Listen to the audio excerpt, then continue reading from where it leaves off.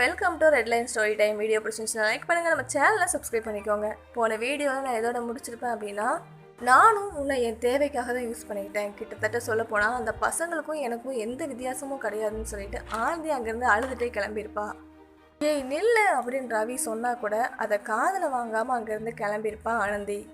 ரவியும் இப்படி சொல்லிட்டு போகிறாளே அப்படின்னு ரொம்பவே ஷாக்கிங்கில் இருக்கான். இதே நேரத்தில் ஆனந்தி நேராக ஒரு பார்க்கில் போய் உட்கார்றா. ரவியை நினச்சி கதறி கதறி அழுறா. அதே நேரத்தில் ரவி கூட இருந்த எல்லா ஹாப்பி மூமெண்ட்ஸையும் நினச்சி பார்க்குறா. இனிமே என் வாழ்க்கையில் சந்தோஷமே இல்லாட்டினா கூட பரவாயில்ல, ஆனால் இனிமே என்னைக்குமே நான் உன்னை ஏமாற்றவே மாட்டேன், என்னோட தேவைக்காக இனிமேல் நான் உங்ககிட்ட பழகவே மாட்டேன் அப்படின்னு கதறி கதறி அழுறா ஆனந்தி. அதே நேரத்தில் நான் உன்னை அந்த அளவுக்கு லவ் பண்ணுறேன் அப்படின்னு ஆனந்தி ரொம்பவே கஷ்டப்படுறா. இங்கே ரவியும் அவனோட அந்த ரூமுக்கு வரான். அந்த பெண் கோயில் பொம்மையை பார்த்துட்டு ரொம்பவே ஃபீல் பண்ணுறான். இந்த பொம்மையை கூட நீ என்கிட்ட இருந்து வாங்காமல் போயிட்டல அப்படின்னு நினச்சிட்டு இருக்கான். அதே நேரத்தில் இங்கே ஆனந்தி, நான் உன்னை விட்டு வந்ததுக்கப்புறம் தான் நான் உன்னை லவ் பண்ணுறேன் அப்படிங்கிறது எனக்கு புரியுது, நான் எவ்வளோ முட்டாளாக இருந்திருக்கேன்ல அப்படின்னு அதை நினச்சி இன்னும் அழ ஆரம்பிக்கிறா. அதே நேரத்தில் அவள் சின்ன வயசில் அவள் நடந்த ஒரு விஷயத்தை யோசிச்சு பார்க்குறா. நிறைய பிள்ளைங்க விளையாடிட்டு இருக்காங்க, ஆனால் இவளை மட்டும் ஒதுக்கி வச்சுருக்காங்க. அப்போது ஒருத்தவங்க வந்து கேட்குறாங்க, எல்லாரும் விளையாடிட்டுருங்க, அவளையும் கூப்பிட்டு விளையாட வேண்டியது தானே அப்படின்னு கேட்கும்போது, இல்லை ஆனந்தியை கூப்பிட்டு நாங்கள் விளையாட சொன்னோன்னா அவள் உடனே கீழே விழுந்து அடி வாங்கிடுறா. அவங்க அம்மா எங்களை திட்டுறாங்க, எப்போ விளையாடினாலுமே அவள் விழுந்து அடி வாங்குறா, அதனால் அவள் விளையாடாமல் அங்கே உட்காந்துருக்கிறதா எங்களுக்கு நல்லது அப்படின்னு இந்த பசங்க சொல்கிறாங்க. இப்படி சின்ன வயசுல இருந்தே அவள் கஷ்டப்பட்டுருக்கா அப்படிங்கிறத நினச்சி பார்த்துட்ருக்கா. ரவிக்கு நம்ம இவ்வளோ மோசமான பொண்ணு அப்படிங்கிறது இப்போ நல்லா தெரிஞ்சிருக்கோம். இனி ரவிக்கு என்னை பிடிக்காம போயிடும், அவனுக்கு என்னை பார்க்க கூட தோணாது, இப்படி யோசிச்சுட்டே அழுதுட்டு இருக்கா. அடுத்த நாள் காலையில் காலேஜுக்கும் கிளம்பி போகிறா. போகும்போதே நம்ம ரவி கண்ணில் மட்டும் பற்றவே கூடாது அப்படின்னு நினச்சிட்டே போகிறா. போகிற வழியெல்லாம் ஒளிஞ்சு ரவி இருக்கானான்னு பார்த்து போகிறா. அவளுக்கு ஆப்போசிட்டில் ரவியோட 2 ஃப்ரெண்ட்ஸ் வராங்க. இதை பார்த்துட்டு ஆனந்தி ஒளிஞ்சிக்கிறா. அப்போது ரவியும் அந்த ஃப்ரெண்ட்ஸ்கிட்ட வந்து, இந்த மாதிரி ஆனந்தியை பார்த்தா என்னை பார்க்க வர சொல்லு அப்படின்னு சொல்கிறான். சரின்னு அவங்களும் கிளம்பிடுறாங்க. இப்படி ரவி யாரெல்லாம் பார்க்குறானோ அவங்கக்கிட்ட எல்லார்ட்டையுமே ஆனந்தியை நான் தேடுறதா சொல்லுங்க அப்படின்னு சொல்லிகிட்டே இருக்கான். இதெல்லாம் ஆனந்தியும் பின்னாடி நின்று கவனித்து பார்த்துட்டே தான் இருக்கா. அவன் மனசுக்குள்ளே நினைக்கிறா, எதுக்காக இவன் நம்மளை தேடுறான், ஒருவேளை நம்ம மூஞ்சை பார்த்து நேருக்கு நேராக நின்று 4 வார்த்தை நறுக்குன்னு கேட்கணும்னு நினைக்கிறானோ, ஐயோ மாட்டிடவே கூடாது, ஆண்டவா என்னை காப்பாற்று அப்படின்னு சொல்லி ஒளிஞ்சு நின்று இதெல்லாம் வேடிக்கை பார்த்துட்டு இருக்கா. ஒரு வழியாக ஆனந்தி அவளோட ஃப்ரெண்ட்ஸுக்கிட்ட மாட்டிக்கிறா. உடனே அவளோட ஃப்ரெண்ட்ஸ் கேட்குறாங்க, என்னடி ரொம்ப பதுங்கி வர்ற என்ன அப்படின்னு கேட்க, ஒன்றும் இல்லையே, நான் கேஷுவலாக தானே வர்றேன் அப்படின்னு ஆனந்தி சொல்கிறேன். இதுக்கு பேர் கேஷுவலு? நாங்கள் காலையிலேருந்து உன்னை தான் தேடிட்டுருக்கோம், வா வந்து மாட்டினியா அப்படின்னு அவளோட ஃப்ரெண்ட்ஸு கேட்குறாங்க.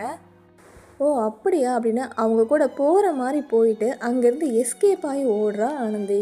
ஓடும்போதே ஃப்ரெண்ட்ஸை திரும்பி பார்த்து, சிறுவண்டு சிக்குமா அப்படின்னு சொல்லிட்டே ஓடுறா.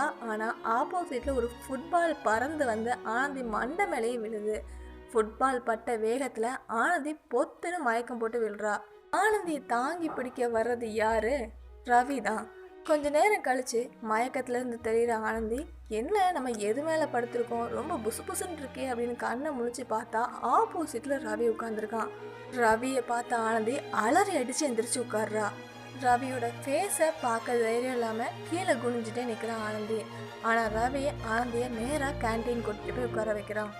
அவன் முன்னாடி ஒரு காஃபி வாங்கி வைக்கிறான் ரவி. இதை பார்த்துட்டு, ஆமாம் உன் ஃப்ரெண்ட்ஸில் இருந்து நீ கண்ணில் பார்க்குற எல்லாருக்கிட்டையும் என்னை தேட சொல்கிறியே, இது உனக்கே நியாயமா, உனக்கே இது ஓவராக தெரியலையா அப்படின்னு ஆனந்தி ரவியை கேட்குறா.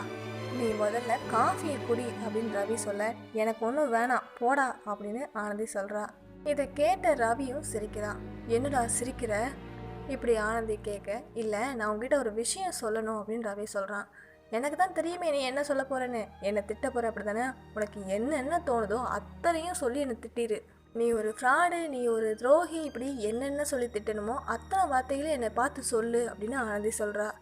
ஏய் உனக்கு என்ன லூஸா, உன்னை பற்றி நீயே ஏன் இவ்வளோ தப்பாக நினைக்கிற அப்படின்னு ரவி கேட்க, ஆனந்தி ஒரு குழப்பமான பார்வையை ரவியை பார்த்து பார்க்குறா. இங்கே பாரு, நான் உங்ககிட்ட தேங்க்ஸ் சொல்ல தான் வந்தேன் அப்படின்னு ரவி சொல்கிறான். எதுக்கு அப்படின்னு ஆனந்தி கேட்க, எனக்காக அந்த பசங்க கிட்ட நீ சண்டை போட்டல அதுக்காக தான் அப்படின்னு ரவி சொல்கிறான். ஏய் லூசாடா நீ, அந்த பசங்களை மாதிரி நானும் உன்னை யூஸ் பண்ணியிருக்கேன்னு சொல்லிட்டு இருக்கேன், நீ என்ன எனக்கு தேங்க்ஸ் சொல்லிட்டு இருக்க, என்னை நீ திட்ட தானே செய்யணும் அப்படின்னு அந்த இடத்துல அழ ஆரம்பிக்கிறா ஆனந்தி. இங்கே பாரு, நீ ஃபீல் பண்ண வேண்டாம்.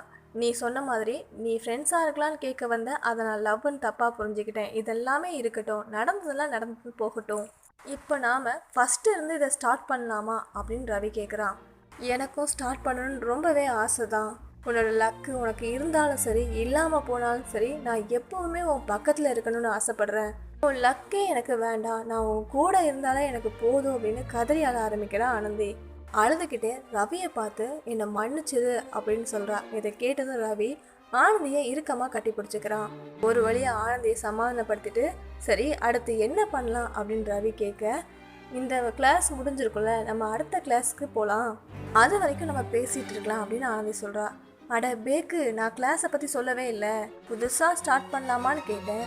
ஃப்ரெண்ட்ஸாக ஸ்டார்ட் பண்ணலாமா லவ்வர்ஸாக ஸ்டார்ட் பண்ணலாமா அப்படின்னு ரவி கேட்க, என்னடா இவன் பொசுக்குன்னு இப்படி கேட்டுட்டான் அப்படின்னு ஷாக்காக போய் நிற்கிறான் ஆனந்தி. இல்லை, நம்ம ஃப்ரெண்ட்ஸாகவே ஸ்டார்ட் பண்ணலாமே அப்படின்னு ஒரு இழுவை ஆனந்தி இழுக்க, ரவி ஆனந்தியவே குறுகுறுன்னு பார்க்க ஆரம்பிக்கிறான். ஏய் என்னாச்சு, என்னை ஏன் அப்படி பார்க்குற, என்ன ஆச்சுன்னு சொல்லு அப்படின்னு ஆனந்தி கேட்க, என்ன ஃப்ரெண்ட்ஸாக ஸ்டார்ட் பண்ணணுமா? இங்கே பாரு, என்னால் உன் கூட ஃப்ரெண்டாக இருக்கவே முடியாது. எனக்கு நான் உன்னோட லவ்வராக தான் இருக்கணும். நார்மலாக ஒரு ஃப்ரெண்டுக்கும் உன் கூட பாய் ஃப்ரெண்டும் பழகிறதுக்காம இருக்கிற வித்தியாசம் நிறைய இருக்குது.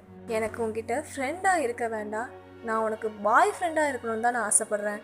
நான் உன்னை லவ் பண்ணுறேன், இப்போ பதில சொல்லு அப்படின்னு ரவி கேட்க, அது அது அது வந்து அப்படின்னு ஆனந்தி சொல்லிகிட்டே இருக்கா.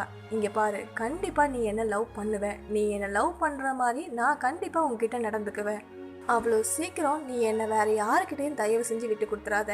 இப்படி ரவி பேசிகிட்டு இருக்க ஆனந்தி ஷாக் ஆகி நிற்கிறா. மனசுக்குள்ளே, நான் ஏற்கனவே உன் மேலே காதலில் விழுந்துட்டேன், நானும் உன்னை லவ் பண்ணுறேன் அப்படின்னு மனசுக்குள்ளேயே நினைக்கிறா ஆனந்தி.